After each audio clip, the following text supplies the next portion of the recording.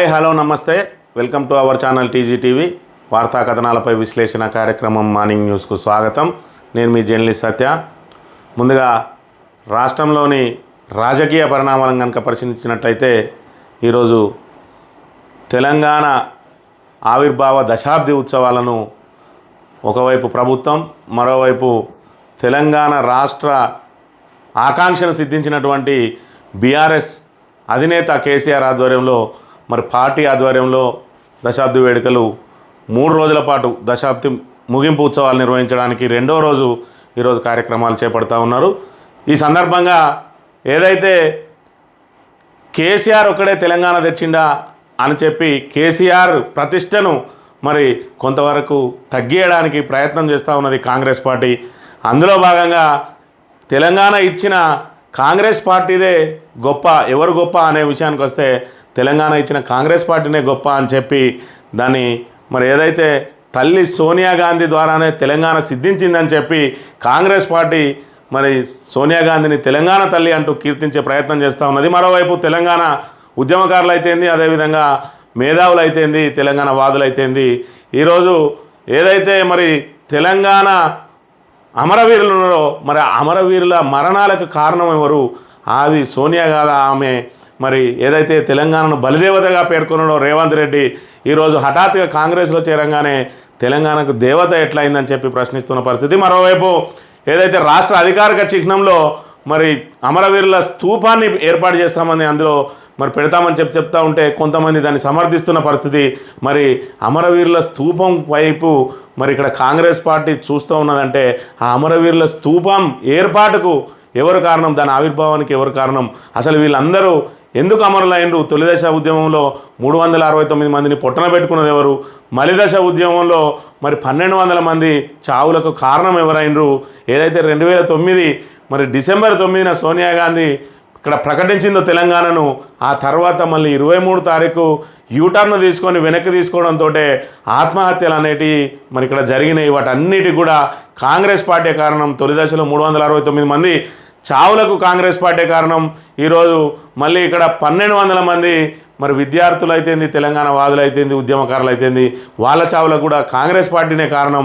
ఈరోజు హత్య చేసినోడే సంతాప సభ పెట్టినట్టుగా ఈరోజు మరి అమరవీరుల స్తూపం గురించి కాంగ్రెస్ పార్టీ మాట్లాడడం విడ్డూరంగా ఉన్నదని చెప్పి తెలంగాణ వాదులందరూ కూడా వ్యతిరేకిస్తున్న పరిస్థితి. మరోవైపు కేసీఆర్ ఒక్కడే తెలంగాణ తెచ్చిండా అనంటే భారతదేశానికి స్వాతంత్రం సిద్ధించడానికి మరి సబ్బండ వర్ణాలు కూడా ప్రయత్నాలు చేసినాయి. ఒకవైపు అహింసతో ద్వారానే మరి స్వతంత్రం సాధించాలని గాంధీజీ ముందు కదిలితే మరొక వైపు మరి పోరాటం ద్వారానే సాగుతుందని చెప్పి నేతాజీ సుభాష్ చంద్రబోస్ ఒక పెద్ద సైన్యాన్నే తయారు చేసిండు. ఈ ఒత్తిళ్ళన్నిటికీ తలొగ్గి మన అక్కడ బ్రిటిష్ ప్రభుత్వం, బ్రిటిష్ వాళ్ళు ఎవరైతే ఉన్నారో వాళ్ళు మనకు స్వతంత్రం ఇచ్చేటప్పుడు మరి ఈరోజు స్వతంత్రం సిద్ధించింది గాంధీజీ ద్వారానే అని మనం అందరం కూడా చెప్పుకుంటూ ఆయనను జాతిపితగా కొలుస్తూ ఉన్నాం. అంటే ఏదైనా ఒక ఉద్యమానికి నాయకత్వం వహించిన వాడే మరి దానికి అంతటి కూడా మరి ఫలాలు పొందుతూ ఉంటారు. అదేవిధంగా ఈ ఏవైతే మరి భారత స్వతంత్రం వచ్చిందో అది గాంధీజీ దానికి మరి మూలకారకుడు అని ఏ విధంగా అయితే చెప్పుకుంటున్నామో, అంటే ఈ ఉద్యమాన్ని నడిపేయడానికి ముందుకొచ్చిన వాళ్ళే మరి ఆ ఘనతను దక్కించుకుంటారు. అందులో భాగంగా ఎవరు అవునన్నా కాదన్నా కేసీఆర్ ఉద్యమం చేపట్టి మరి అందరినీ కూడా ఏకతాటి మీదకి తీసుకొచ్చి సబ్బండ వర్ణాలు మరి మీరు కాంగ్రెస్ వాళ్ళు కానీ ఇంకెవరు కానీ చెప్తున్నట్టుగా తెలంగాణలో 4 కోట్ల ప్రజల ఆకాంక్ష అది. అందరూ కూడా తెలంగాణ ఉద్యమంలో పాల్గొన్నారు. కానీ వాళ్ళందరినీ ఏకతాటి మీదకి తీసుకొచ్చి ఈరోజు తెలంగాణను సాధించిన ఘనత మాత్రం ఎవరు అవునన్నా కాదన్నా మరి అది కేసీఆర్కే దక్కుతుంది.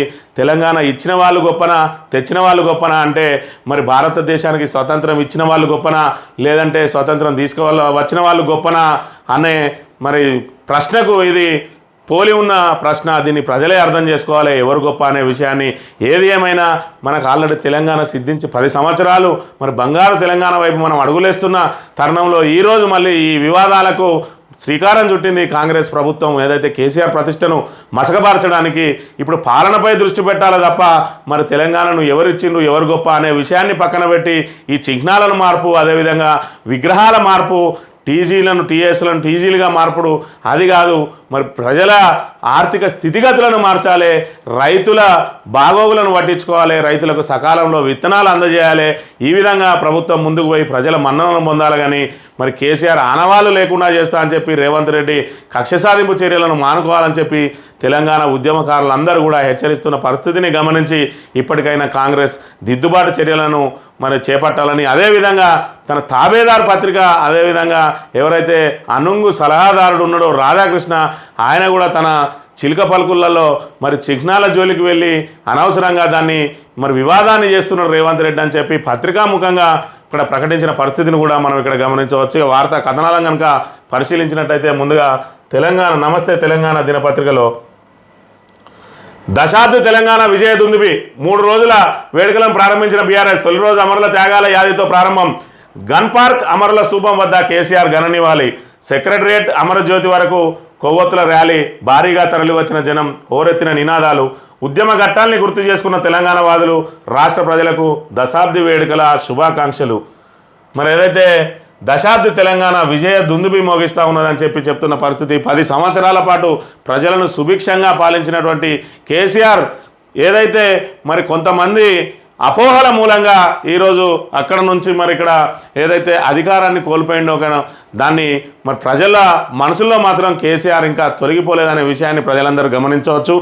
ఏదైతే మరి తెలంగాణ ఏర్పాటుకు, తెలంగాణ మరి సిద్ధించడానికి కారణం కేసీఆర్ అనే విషయాన్ని మళ్ళీ ప్రజలకు మరి ఇక్కడ కాంగ్రెస్ చేస్తున్న ఏదైతే వివాదాస్పద నిర్ణయాల వల్ల మళ్ళీ కేసీఆర్ ద్వారానే తెలంగాణ సిద్ధించిందని మరోసారి గుర్తు చేస్తున్న పరిస్థితిని కూడా మనం ఇక్కడ గమనించవచ్చు. ఇకపోతే 3 రోజుల పాటు దశాబ్ది ముగింపు ఉత్సవాలు చేపడుతున్నారు. గత సంవత్సరం బీఆర్ఎస్ పార్టీ అధికారంలో ఉన్న సమయంలో మరి 21 రోజుల పాటు నిర్వహించిండ్రు ఏదైతే దశాబ్ది ప్రారంభ ఉత్సవాలు.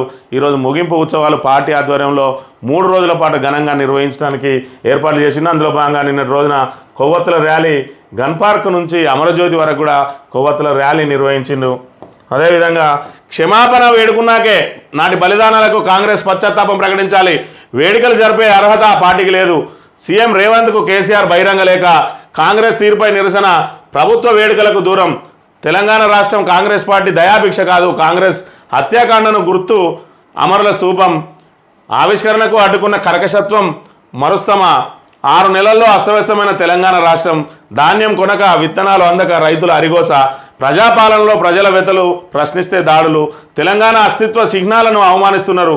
సీఎం రేవంత్కు లేఖలో బీఆర్ఎస్ అధినేత కేసీఆర్ అని చెప్పి మరి క్షమాపణ వేడుకున్న తర్వాతనే కాంగ్రెస్ పార్టీకి ఇక్కడ అధికారికంగా తెలంగాణ ఆవిర్భావ ఉత్సవాలు నిర్వహించే అది ఉంటుందని చెప్పి, అదేవిధంగా నాటి బలిదానాలకు కాంగ్రెస్ పశ్చాత్తాప పడాలి, అదేవిధంగా వేడుకలు జరిపే అర్హత ఆ పార్టీకి లేదని చెప్పి నిన్నటి రోజున ఏదైతే మరి ఆవిర్భావ ఉత్సవాలకు రావాలని చెప్పి కేసీఆర్కు ఆహ్వాన పత్రిక పంపిండో దానికి రిప్లై పంపిండు, బహిరంగ లేఖ రాసిండు.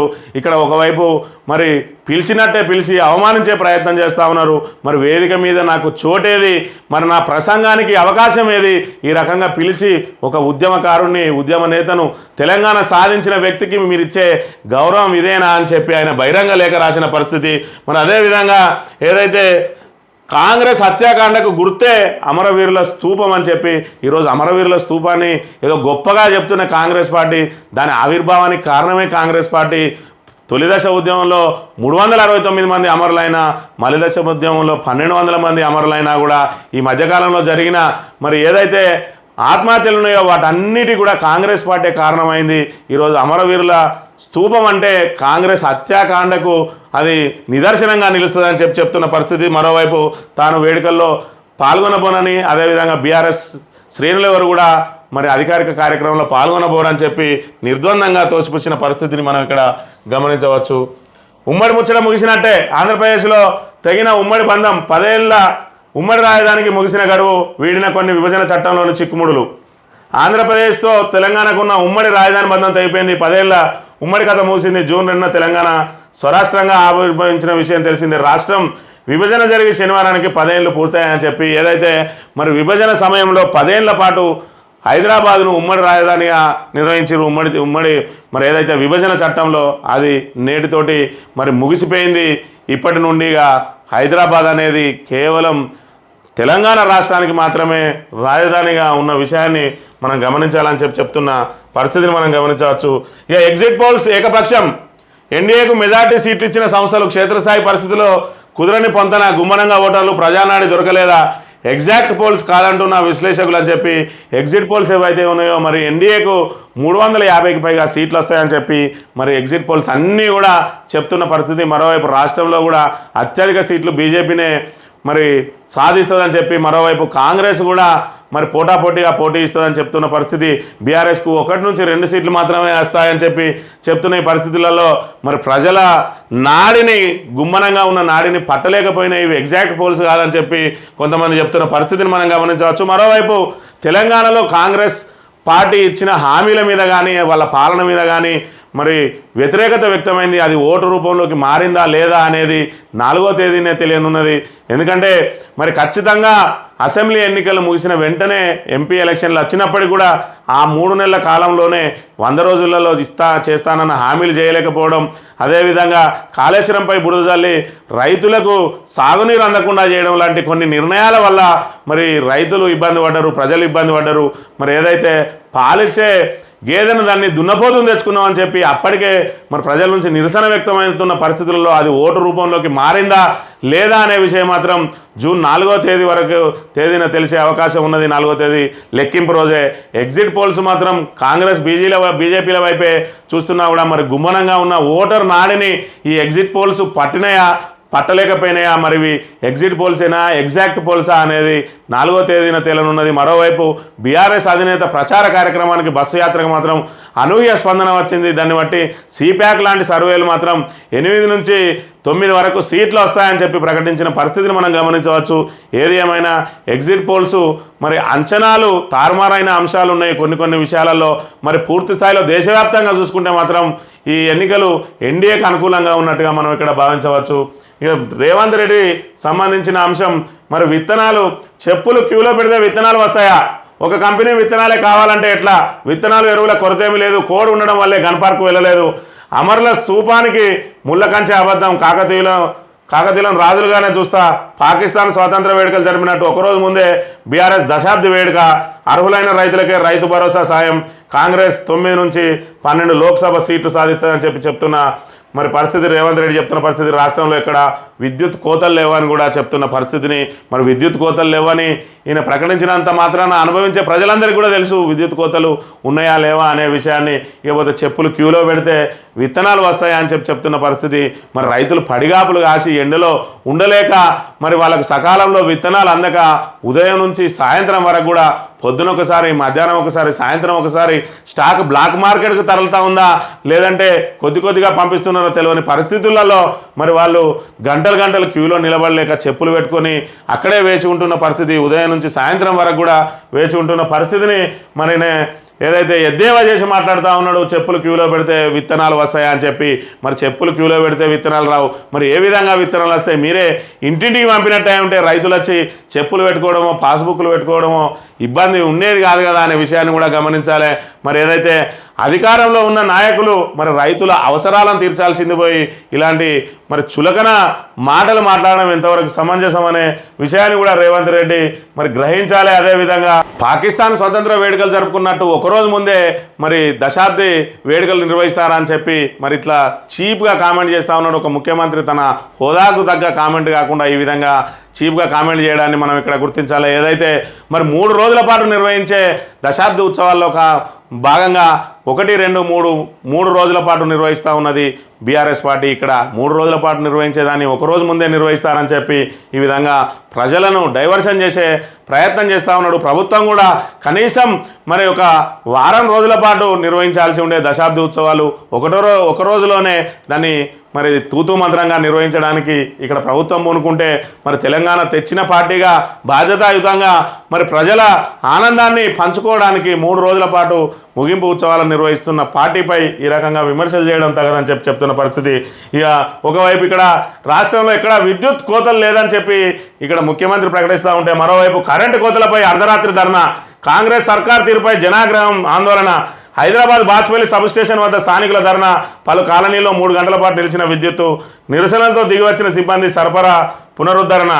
కరెంటు కోతలపై నెటిజన్ల ఆగ్రహం, ప్రభుత్వానికి వ్యతిరేకంగా ఎక్స్లో పోస్టుల వెలువ అని చెప్పి ఇక్కడ రాష్ట్రంలో విద్యుత్ కోతలు లేవని చెప్పి స్వయంగా ముఖ్యమంత్రి ప్రకటిస్తూ ఉంటే, మరోవైపు ఇక్కడ రాజధాని నడిబొడ్డున మరి స్థానికులు ధర్నాలు చేస్తూ ఉన్నారు. అర్ధరాత్రిళ్ళు 3 గంటల పాటు ఈ వేసవి కాలంలో అసలే 46-47 డిగ్రీల ఉష్ణోగ్రతలు వెలువడుతున్న నేపథ్యంలో ఆ వేసవి తాపం తాళలేక ఒకవైపు ఇబ్బందులు పడుతూ ఉంటాయి. ఇటు కరెంటు కోతలతోటి మరి వాళ్ళ ఇబ్బందులు నానా రకాలుగా ఉన్నాయి. ఆ ఇబ్బందులు తాళలేక రోడ్ల మీదకి వస్తున్న పరిస్థితిని కూడా మనం ఇక్కడ గమనించవచ్చు. ఇక తెలంగాణ దినపత్రిక విషయానికి వస్తే, నిలిచి గెలిచిన తెలంగాణ దశాబ్ది సంబరం, అభివృద్ధి దిశగా 10 ఏళ్ల ప్రయాణం, ఎన్నో అనుమానాలు అయినా అన్నింటా విజయాలు, వ్యవసాయం నుంచి ఐటీ వరకు మరెన్నో అద్భుతాలు, ఏ దేశం ఎగినా ఎందుకాలిడినా, ఏ పీఠం ఎక్కినా ఎవరెదురైనా, పొగరరా నీ తల్లి భూమి భారతిని, నిలుపరా నీ జాతి నిండు గౌరవము అని పాడుకుంటారు దేశభక్తులు.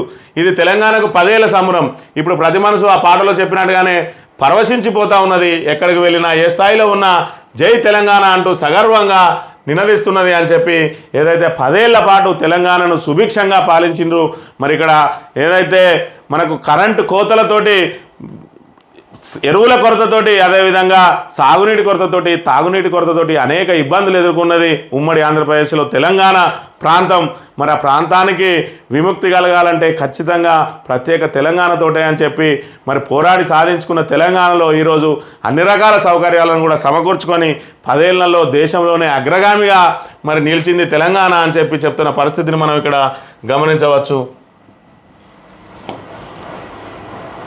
అమరవీరులకు తెలంగాణ నివాళి, గన్పార్క్ నుంచి సచివాలయం వరకు ర్యాలీ, అమరుల త్యాగాలను స్మరించుకున్న కేసీఆర్, రాష్ట్ర ప్రజలకు అవతరణ దినోత్సవ శుభాకాంక్షలు, కొవ్వొత్తుల ర్యాలీకి తరలి వచ్చిన తెలంగాణ వాదులు అని చెప్పి 3 రోజుల పాటు నిర్వహించే మరి తెలంగాణ దశాబ్ది ఉత్సవాలను ఘనంగా నిర్వహించిన అంశాన్ని మనం ఇక్కడ గమనించవచ్చు. ఇక బలిదేవతకు భక్తుడిగా రేవంత్ అని చెప్పి ఏదైతే బీజేపీ ఎల్పీ నేత మహేశ్వర్ రెడ్డి ఉన్నాడో ఆయన మరి రేవంత్ రెడ్డి మీద పదునైన విమర్శలు చేస్తున్న పరిస్థితిని మనం గమనించవచ్చు. బలిదేవతకు భక్తుడిగా రేవంత్ బీజేపీని విస్మరించడం బాధాకరం, కాకతీయ కళాతోరణం ఉండాల్సిందే, దమ్ముంటే చార్మినార్ తీసేయండి, కాంగ్రెస్పై ఏలేటి ఫైర్ అని చెప్పి మరి బలిదేవత అని ఎప్పుడైతే మరి టీడీపీలో ఉన్న రోజున తెలంగాణకు సోనియా గాంధీ తెలంగాణ ఇచ్చిన సోనియా గాంధీ తెలంగాణ తల్లి అని ఆ రోజు ఉన్న కాంగ్రెస్ నాయకులు కీర్తిస్తే, ఈయన మాత్రం తెలంగాణ ఇచ్చుడు కాదు 1200 మందిని పొట్టన పెట్టుకున్న బలిదేవత అని చెప్పిన పరిస్థితి. ఈరోజు ఆయన కాంగ్రెస్లో చేరి ముఖ్యమంత్రి కాగానే ఆమెను మరి తెలంగాణ దేవతగా కొలుస్తున్న పరిస్థితి. మరోవైపు మరి ఇక్కడ సోనియా గాంధీని ఏదైతే బలిదేవతకు భక్తునిగా మారిన రేవంత్ రెడ్డి ఇక్కడ తెలంగాణ ఏర్పాటులో కీలక పాత్ర పోషించిన మరి బీజేపీని విస్మరించడం శోచనీయం అని చెప్పి ఆయన విమర్శలు చేస్తున్న పరిస్థితిని మనం ఇక్కడ గమనించవచ్చు. దశాబ్ది ఉత్సవాలకు సోనియమ్మ డుమ్మా, తెలంగాణ దశాబ్ది ఉత్సవాలకు కాంగ్రెస్ అధినేత్రి సోనియా గాంధీ డుమ్మ కొట్టనుందంటూ వార్తలు వినిపిస్తున్నాయి. రాష్ట్ర ప్రభుత్వం దశాబ్ది ఉత్సవాలను ఘనంగా నిర్వహించనున్నట్టు ప్రకటించిన సంగతి తెలిసిందే. ఈ ఉత్సవాలకు ముఖ్య అతిథిగా హాజరవ్వాలని CM Revanth Reddy, deputy CM Bhatti Vikramarka 4 రోజుల క్రితం ప్రత్యేకంగా ఢిల్లీకి వెళ్ళి సోనియా గాంధీకి ఆహ్వానం అందజేశారు.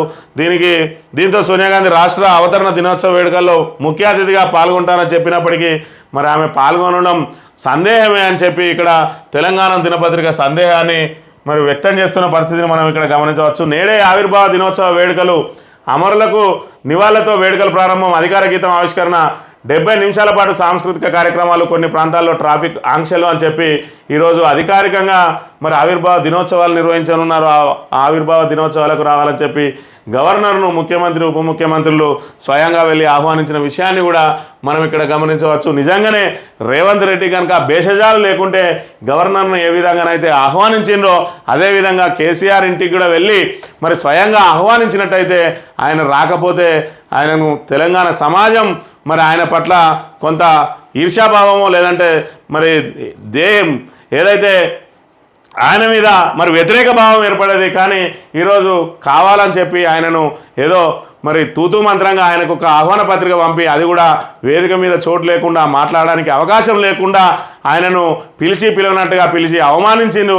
మరి తెలంగాణ తీసుకొచ్చిన ఒక మహానాయకుడిని తెలంగాణ ఆవిర్భావ దినోత్సవ వేడుకల సందర్భంగా పిలిచి ఆయనను గౌరవించాల్సింది పోయి పార్టీలకు అతీతంగా తెలంగాణ రాష్ట్ర ఏర్పాటుకు మరి ఎవరు అవునన్నా కాదన్నా కేసీఆరే కారణం కాబట్టి ఈ వేడుకల్లో ఆయనను ఘనంగా సన్మానించి మరి రేవంత్ రెడ్డి తన ప్రతిష్టను పెంచుకోవాల్సింది పోయి ఆయన తన ఏదైతే ఆయన శత్రుత్వాన్ని మాత్రం ఇక్కడ చూపించినట్టుగా మనం ఇక్కడ గమనించవచ్చు. ఇక సాక్షి దినపత్రిక విషయానికి వస్తే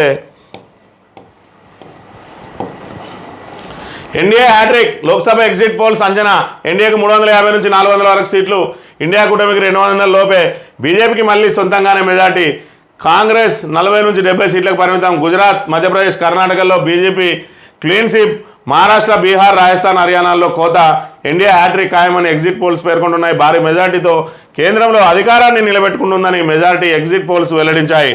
ఏదైతే మరి ఎగ్జిట్ పోల్స్ అన్నీ కూడా ఏకపక్షంగా ఇక్కడ టైమ్స్ నౌ ఈటీజీ 350 సీట్లు వస్తుందంటే ఇండియా టుడే, మై యాక్సిస్ 361 నుంచి 401 అని, ఏబీపీ న్యూస్, సీ ఓటర్ 353 నుంచి 383 అని, రిపబ్లిక్ భారత్, మార్టైజ్ 353 నుంచి 368 అని చెప్పి ఇక్కడ చెప్పిన ప్రతి ఎగ్జిట్ పోల్ కూడా న్యూస్ 18 అదేవిధంగా TV9, చాణక్య టుడేస్ కూడా అన్నీ కూడా 350కి పైననే చెప్తున్న పరిస్థితి.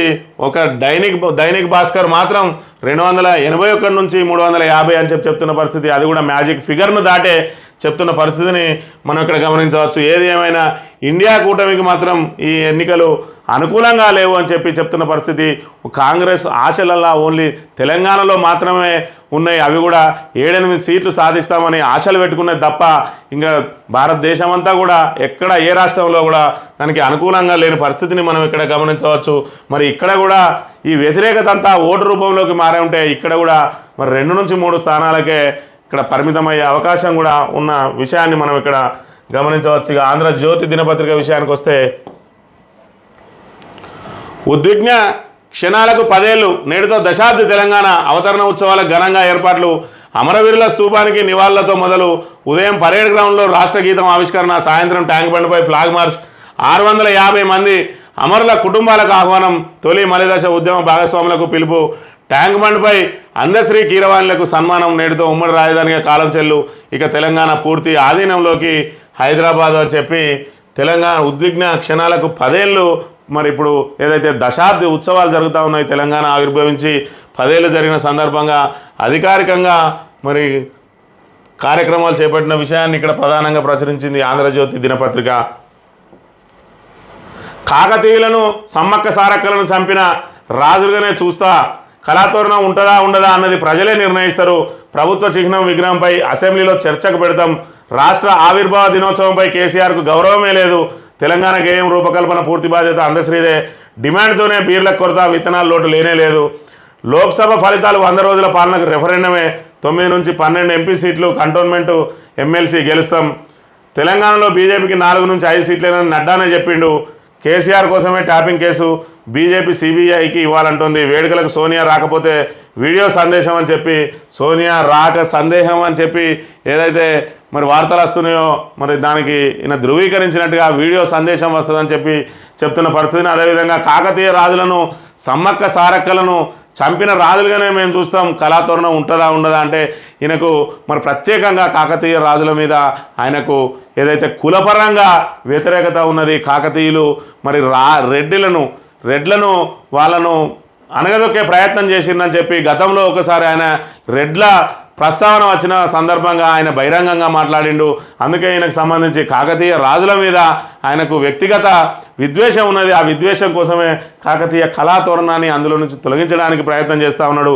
దాని నుంచి మరి ఏదైతే ప్రజలను కాకతీయ రాజుల మీదకి మరి ఎగదోయడానికి సమ్మక్క సారక్కలను చంపిండని చెప్పి ఆ అంశాన్ని తెర మీదకి తీసుకొచ్చే ప్రయత్నం చేస్తూ ఉన్నాడు. మనం ఏదైనా మరి పాలన అంటే మంచి ఉంటుంది, చెడు ఉంటుంది, అందులో మంచిని మనం సంగ్రహించాలి, చెడును వదిలేయాలని చెప్పి పెద్దలు చెప్తూ ఉంటారు. కానీ అవన్నిటిని విడిచిపెట్టి ఆయన చెడును మాత్రమే చూపించి తన వ్యక్తిగత కక్షను తీర్చుకోవడానికి ప్రయత్నం చేస్తున్న విషయాన్ని మనం ఇక్కడ గమనించవచ్చు. ఇక మోదీ మ్యాజిక్ అని చెప్పి తిరుగులేని మెజార్టీతో కేంద్రంలో 3వసారి ఎన్డీఏ అని చెప్పి, అదేవిధంగా తెలంగాణలో నువ్వా నేనా అని బీజేపీ కాంగ్రెస్లు పోటీ పడుతున్నాయని చెప్తున్న పరిస్థితి. మరోవైపు మరి తెలంగాణ ప్రజల నాడిని మరి ఎగ్జిట్ పోల్స్ పట్టుకోలేకపోయినాయి, అవి ఎగ్జాక్ట్ పోల్స్ కాదని చెప్పి బీఆర్ఎస్ చెప్తున్న పరిస్థితిని మనం ఇక్కడ గమనించవచ్చు. ఇక ఆవిర్భావ వేడుకలకు నన్ను ఆహ్వానించిన తీరు అవమానకరం, తెలంగాణ అస్తిత్వ చిహ్నాలపై విషం కక్కుతున్నారు, ప్రభుత్వ పోకడలను బీఆర్ఎస్ నిరసిస్తుంది, గతంలోని తప్పులకు క్షమాపణ చెప్పాలి, రాష్ట్రం అన్ని రంగాల్లో తిరోగమిస్తుంది. రేవంత్కు 22 పేజీల సుదీర్ఘ లేఖ రాసిన కేసీఆర్ ఏదైతే మరి ఆవిర్భావ వేడుకలకు తాను రాలేనని చెప్పి ఇక్కడ తెలంగాణ తీసుకొచ్చిన నాయకునిగా నాకు సముచిత స్థానం కల్పించలేదు, వేదిక మీద చోటు కల్పించలేదు, మాట్లాడడానికి అవకాశం ఇవ్వలేదు అంటే పిలిచి అవమానపరిచే ప్రయత్నం చేస్తూ ఉన్నది మరి రేవంత్ రెడ్డి ప్రభుత్వం అని చెప్పి ఆయన నిరసన వ్యక్తం చేస్తూ మరి ఆ విషయాలన్నింటినీ కూడా తెలంగాణ ప్రజలకు తెలియజేయడం కోసం 22 పేజీల భారీ మరి బహిరంగ లేఖను రాసిన పరిస్థితిని మనం ఇక్కడ గమనించవచ్చు. ఇక లెక్కింపుకు సర్వం సిద్ధం, ఓట్ల లెక్కింపునకు సర్వం ఏర్పాట్లు పూర్తి. 4న ఉదయం 8కి షురు. ముందుగా పోస్టల్ బ్యాలెట్లు 8:30 నుంచి ఈవీఎంల లెక్కింపు. మధ్యాహ్నం 3కు తొలి ఫలితం. 5 వరకు అన్ని స్థానాల్లో ఫలితాలు. 34 కౌంటింగ్ కేంద్రాలు, 10,000 సిబ్బంది, అన్ని చోట్ల 3 అంచెల భద్రత. 5న నల్లగొండ, ఖమ్మం, వరంగల్ ఎమ్మెల్సీ లెక్కింపు అని చెప్పి ఇక్కడ మరి ఓట్ల లెక్కింపుకు సర్వం సిద్ధమైందని చెప్పి చెప్తున్న పరిస్థితిని కూడా మనం ఇక్కడ గమనించవచ్చు. ఇక చిహ్నం మార్పుతో చికాకులే.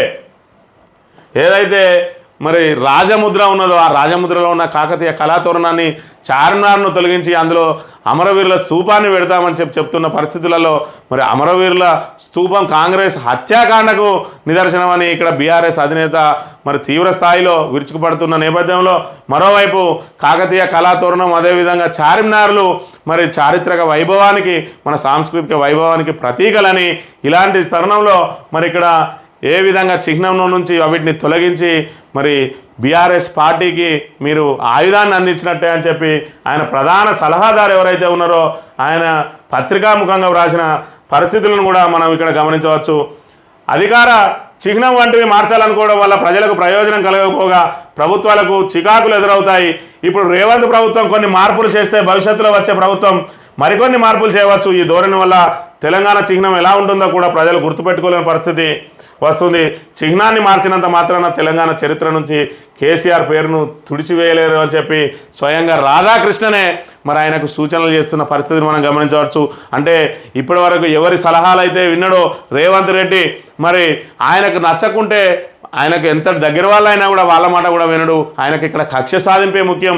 కేసీఆర్ ఆనవాళ్లను తొలగిస్తున్నా అనే నెపంతో ఇక్కడ తెలంగాణ అస్తిత్వాన్ని దెబ్బతీస్తున్న పరిస్థితి. మరోవైపు మరి రేవంత్ నిర్ణయాలను గుడ్డిగా సమర్థించే రాధాకృష్ణ సైతం ఇక్కడ ఆయన నిర్ణయాన్ని వ్యతిరేకిస్తూ ఉన్నాడంటే మరి ఆయన పాలన ఏ విధంగా ఉన్నదనేది మనం గమనించవచ్చు.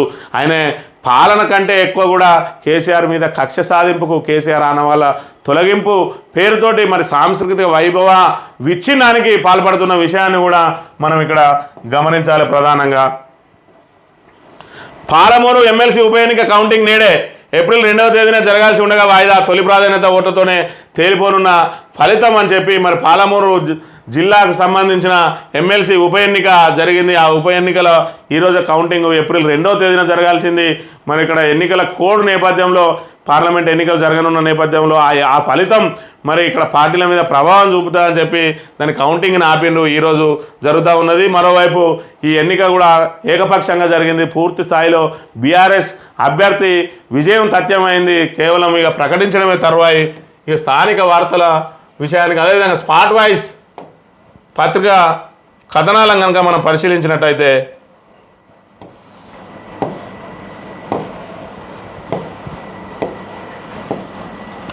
ఓర్గల్లులో నకిలీ విత్తనాలు 300 కిలోల పత్తి విత్తనాలు స్వాధీనం. 120 లీటర్ల నిషేధిత మందు పట్టివేత. రైతులను మోసం చేస్తే PD act CP Amber Kishore Jha. ఓర్గల్లులో నకిలీ విత్తనాలని చెప్పి ఒకవైపు రాష్ట్రంలో విత్తనాల కొరత మరి తీవ్రమైన నేపథ్యంలో వ్యాపారులందరూ కూడా రైతులను ముంచడానికి ఈ విధంగా నకిలీ విత్తనాలతోటి మరి ముందుకొస్తా ఉన్నారు. అందుకే రైతులు ఎవరు కూడా నమ్మకుండా ఏదైతే ఒకే కంపెనీ విత్తనాలకు ఎగబడుతున్నారని ఏదైతే చెప్తా ఉన్నారో ఈ నకిలీ విత్తనాల బెడదతోటే వాళ్ళు మరి ఒకటే కంపెనీ విత్తనాల కోసం అందుకే ఎగబడతా ఉన్నారు. ప్రభుత్వం కూడా ఆ దిశగా చర్యలు తీసుకొని ఆ విత్తనాలను ఎక్కువ స్థాయిలో అందుబాటులో ఉంచాల్సిన అవసరం ఉన్నది. నో డౌట్ కమలమే తెలంగాణలో అత్యధిక సీట్లు బీజేపీ అని చెప్పి ఏదైతే మరి ఇక్కడ ఎగ్జిట్ పోల్స్ చెప్పిన దానికి సంబంధించిన అంశాన్ని ప్రధానంగా ప్రచురించింది స్పాట్ వాయిస్ పత్రిక. ఇక అధికారం ఉందని విర్రవీగొద్దు, అధికారం చేతులు మారితే నీ ఇల్లు కూలుతుంది, ఎందుకంటే ఆ పక్కన ఉన్న నీ ఇల్లు కూడా కొయ్యలోనే ఉంది, అది కూడా సింగరేణి మిగులు భూమే, సాలెనక సాలన్నట్లు నీకు భంగపాటు తప్పదు, రామగిరి బీఆర్ఎస్ నాయకుల హెచ్చరిక అని చెప్పి మరి ఏదైతే ఇక్కడ రామగిరి మండలంలో ప్రధానంగా ప్రతిపక్ష నాయకులు అదేవిధంగా ప్రశ్నించే గొంతులను అణచివేయడానికి మరి ఇక్కడ అక్రమ కట్టడాల పేరుతోటి ఏదైతే సింగరేణి కొయిదా స్థలంలో ఇల్లు కట్టినరో షటర్ రూమ్లు వేసుకున్నారో అవన్నిటిని కూడా కాంగ్రెస్ నాయకులు దౌర్జన్యంగా బుల్డోజర్లతోటి కూలగొట్టిన పరిస్థితి. మరోవైపు దాన్ని సమర్థించుకుంటూ అది సింగరేణి కొయిదాలో ఉన్నది, అది అక్రమంగా కట్టిందని చెప్పి స్థానిక కాంగ్రెస్ నాయకుడు మరి పేపర్లు చూయించకుండా మాట్లాడిన పరిస్థితి. దానికి సంబంధించి నిన్నటి రోజున మరి రామగిరి మండల బీఆర్ఎస్ నాయకులు మరి వాళ్ళ నిన్నటి రోజున వాళ్ళు హెచ్చరిక చేసిండ్రు, అధికారం చేతులు మారితే నీ ఇల్లు కూడా కూలుతుంది, ఎందుకంటే ఆ పక్కన ఉన్న నీ ఇల్లు కూడా కొయిదలోనే ఉంది, అది కూడా సింగరేణి మిగులు భూమే, సాలెనక సాలన్నట్లు నీకు భంగపాటు తప్పదు, రోడ్డు మీద షెడ్ వేసినోని ఇంటి ముందు నిలబడి అక్రమాల గురించి మాట్లాడడం విడ్డూరం, బీసీలు బిస్కెట్లకు ఆశపడ్డని రోజులు బానిస బతుకులే, రామగిరి బీఆర్ఎస్ నాయకుల హెచ్చరిక అని చెప్పి అధికారం ఉందని విర్రవీగడం భవిష్యత్తుకు మంచిది కాదని రామగిరి బీఆర్ఎస్ మండల నాయకులు హెచ్చరించారు. శనివారం నాగపల్లిలో ఏర్పాటు చేసిన విలేకరుల సమావేశంలో వారు మాట్లాడారు. అధికారం ఉందని అక్రమ కట్టడాల పేరుతో ఇల్లు కూలిస్తే అధికారం చేతులు మారగానే మీ ఇల్లు కూలుతాయని హెచ్చరించారు. ఎందుకంటే ఏదైతే సింగరేణి కొయిదలో అక్రమంగా కట్టారని ఎగురుతున్న కాంగ్రెస్ నాయకుని ఇల్లు ఆ పక్కనే అదే సింగరేణి మిగులు భూమి కొయిదాలో ఉందనే విషయాన్ని గుర్తెరగాలని హితవు పలికారు. ఒక నాయకుడు రోడ్డును ఆక్రమించి షెడ్డు వేసినోని ఇంటి ముందు నిలబడి మరో కొయిదాలో ఇల్లు కట్టినోడు అక్రమ కట్టడాల గురించి మాట్లాడడం విడ్డూరంగా ఉందని పేర్కొన్నారు. ఎవరికి మతి భ్రమించి మాట్లాడుతున్నారో, ఎవరికి అధికార మదం తలకెక్కి కొట్టుకుంటున్నారో ప్రజలు గమనిస్తున్నారని తెలిపారు. అసలు ఏం జరుగుతుందో తెలియకుండా పిలవగానే పక్కన నిల్చున్న వాళ్ళకన్నా సోయి ఉండాలని, ఇలాంటి పాప పనుల్లో భాగస్వాములు అయితే భవిష్యత్తులో సమాధానం చెప్పాల్సి వస్తుందని ఈ విషయాన్ని గుర్తుంచుకోవాలన్నారు. బీసీలు బిస్కెట్లకు ఆశపడ్డాని రోజులు బానిస బతుకులు తప్పవని, బీసీల కోసం పరితపిస్తున్న నాయకుడికి అండగా నిలవాల్సింది పోయి వెన్నుపోటు పొడవనే కాక విమర్శలు చేయడాన్ని బీసీ సమాజం క్షమించదని చెప్పి ఇక్కడ మరి నాగపల్లి మాజీ సర్పంచ్ కొండవేణి ఓదలి యాదవ్, అదేవిధంగా బీఆర్ఎస్ గ్రామశాఖ అధ్యక్షుడు గద్దల శంకర్, అదేవిధంగా సీనియర్ నాయకుడు వేగలపు శ్రీనివాసులు మరి హెచ్చరిస్తున్న పరిస్థితిని మనం ఇక్కడ గమనించవచ్చు. అధికారం ఉన్నదని చెప్పి ప్రతిపక్ష నాయకుల మీద దౌర్జన్యాలకు పాల్పడడం, అక్రమ కేసులు పెట్టడం, ఇళ్లను కూల్చివేయడం జరిగితే మళ్ళీ అధికారం చేతులు మారితే అవే పరిస్థితులు మీకు ఎదురవుతాయని చెప్పి ఇక్కడ హెచ్చరిస్తున్న పరిస్థితి. నువ్వు ఏదైతే సింగరేణి మరి కొయిదాలో అక్రమంగా ఇల్లు కట్టుకుంటున్నారని చెప్తున్న పరిస్థితి, మరి నీకు ఎవరైతే ఇల్లుకు స్థలం అమ్మినో వాళ్ళకు ఆల్రెడీ కట్టిన కట్టడాన్ని అమ్మిన విషయాన్ని నీకు మరి గుర్తెరగాలి. పక్కన నిలబడ్డోళ్ళు కూడా సోయి ఉన్నట్టుగా చూడాలి, ఏదో పిలవంగానే పక్కకు వచ్చి నిలబడడం కాదు, అక్కడ ఏం జరుగుతుందనే విషయాన్ని గమనించాలి. ఎవరింటి ముందరనైతే ప్రెస్ మీట్ పెట్టిండ్రో వాళ్ళే అక్కడ మరి స్థలాన్ని ఆక్రమించుకుని అక్రమంగా గ్రామ పంచాయతీ స్థలాన్ని ఆక్రమించుకొని షెడ్డు నిర్మించిండ్రు. ఆ షెడ్డు ముందర నిలబడి ఏదైతే కొయిదల ఇల్లు కట్టిండ్రో ఆ ఇల్లు కట్టిన కొయిదా సంబంధించే మరి వీళ్ళు ఆ కొయిదాకు సంబంధించిన అంశాన్ని ప్రస్తావిస్తూ అది అక్రమ నిర్మాణం అని చెప్తా ఉన్నారు. మరి నువ్వు అది అక్రమ నిర్మాణం అయితే నీళ్ళు కూడా అక్రమ నిర్మాణమే కదా, ఏదైతే ఈ ఇల్లు ఉన్నదో దీనికి సంబంధించి ఇది కూడా అక్రమ నిర్మాణమే. రేపు మరి ప్రభుత్వం మారిన తర్వాత ఈ ఇంటిని ఎందుకు కూల్చొద్దో మరి సమాధానం చెప్పాలి. ఒకవైపు కోర్టుకు వెళ్ళాలి, మరి నీ దగ్గర ఏమైనా ఆధారం ఉంటాయి అని చెప్తున్నావు. మరి రేపు నువ్వు కూడా కోర్టుకే వెళ్ళాల్సి వస్తుంది, ఎందుకంటే నీది కొయిదలనే ఉన్నది, నీది పట్టా కాదు, నీకు సింగరేణి కేటాయించలేదు, నీకెవడైతే అమ్మిండో వాళ్ళకు వాడే అమ్మిండు, మరి నీది కొయిదనే వాళ్ళది కొయిదనే. ఈరోజు మరి ఇక్కడ వెడల్పులో భాగంగా కూల్చేసిన అని చెప్పి మరి కొయిదా సంబంధం లేదంటా ఉన్నావు. మరి నీది కూల్చిన రోజు కూడా నువ్వు కోర్టుకే వెళ్ళాలి, నీది పట్టా కాదు, నీకు సింగరేణి ఇయ్యలేదు, నీది సింగరేణి మిగులు భూమే కాబట్టి మరి సాలెనక సాలన్నట్లు మరి నీకు తప్పది. ఇకపోతే కొంతమంది నాయకులు మరి పుట్టమదను విమర్శిస్తూ మతి భ్రమించింది మాట్లాడుతున్నాడు అంటున్నారు. ఇప్పుడు చెప్పు, ఎవరికి మతి భ్రమించింది? ఎవడు పిలిస్తే వాడు వచ్చి పక్కకు నిలబడి నోటికొచ్చిన మాట్లాడే కాంగ్రెస్ నాయకులారా ఇప్పుడు చెప్పుండి, ఇది కొయ్యదాల కట్టిన ఇల్లు, మరి దీన్ని ఎవడు కూల్ చేస్తాడో చెప్పుండి. ఇప్పటికైనా సిగ్గుండాలే. మరి అక్కడ ఏ విషయం తెలియకుండానే వచ్చి మాట్లాడి, మరోవైపు కాపు సంఘం నాయకులని ఎగేసుకుంటూ వచ్చింది ఒక ఇద్దరు నాయకులు. వాళ్ళు వచ్చి నీ వెనుక బీసీలే లేరు, మరి ఇంకోసారి నువ్వు బీసీ నినాదం ఎత్తుకోవద్దంటా ఉన్నారు. సిగ్గుండాలే. మీరు వేసే కుక్క బిస్కెట్లకు ఆశపడి మరి వెంట వెళ్ళిన మియాసొంటి జోళ్ళు చేయబట్టే ఈరోజు బీసీలకు బానిస బతుకులు తప్పడం లేదు. బీసీలందరికీ రాజ్యాధికారం కోసం పోరాటం చేయాల్సింది పోయి కుక్క బిస్కెట్ల కోసం తిరుగుతున్న మీరు ఈరోజు బీసీల కోసం పరితపించే ఒక నాయకుడిని వెన్నుపోటు పడిసిండ్రు.